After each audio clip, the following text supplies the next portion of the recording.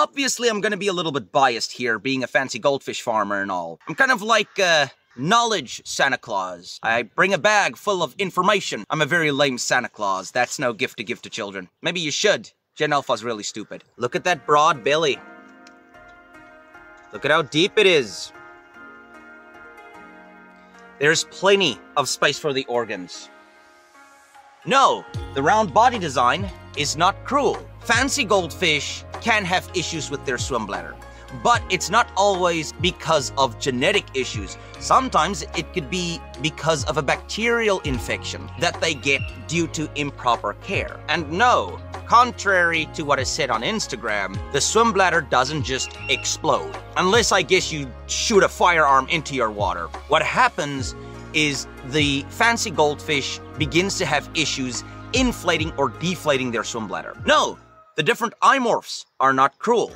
In fact, their sense of sight is second only to their sense of smell, which is much better than ours, by the way. Though I do think some people should try and breathe underwater. No, bubbles on the side of the head are not cruel just because your average hobbyist aren't able to look after them properly. An expert is perfectly capable of having these fish flourish, and should the bubble pop, because accidents happen to the best of us, they can treat it effectively. Fancy goldfish, where the eyes are turned upwards, may be one of the few fancy varieties where I could understand where dissenting opinion are coming from, because these fish would be constantly staring up at either the sun or the tank light. Once again, an expert would be able to look after these fish better. Of course, granted, you can't control who buys what fish, unless you're a breeder. If a newbie comes to me, I won't be selling them a fancy like that. An expert would understand these celestial eyes would need proper shade,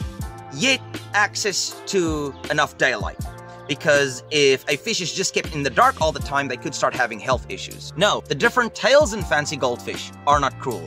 Yes, they're slower swimmers, but they were never bred to go back into the wild.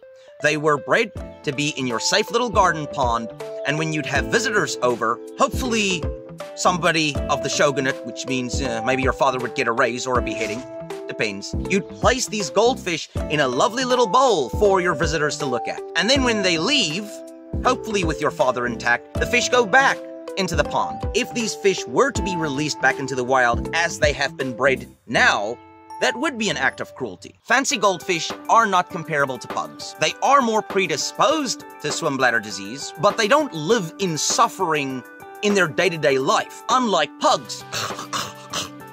Some might get swim bladder disease, and then you euthanize them and it's over and done with. Unless you're a moron and you try to keep them floating with a floating device or some chopsticks, because that will remove the slime coat, opening them up to a bacterial infection. You're not MacGyver. You ain't him. Euthanize your fish, then come back to me and buy more. I'm definitely not evil. Fancy goldfish suffer far more due to incompetent care as opposed to their morphology. I'm not a dog breeder, and I never will. I hate the little shits. I don't know if proper breeders focus on having better airways in their dogs. The issue would then be not pugs existing, but backyard breeders who care nothing for proper genetics.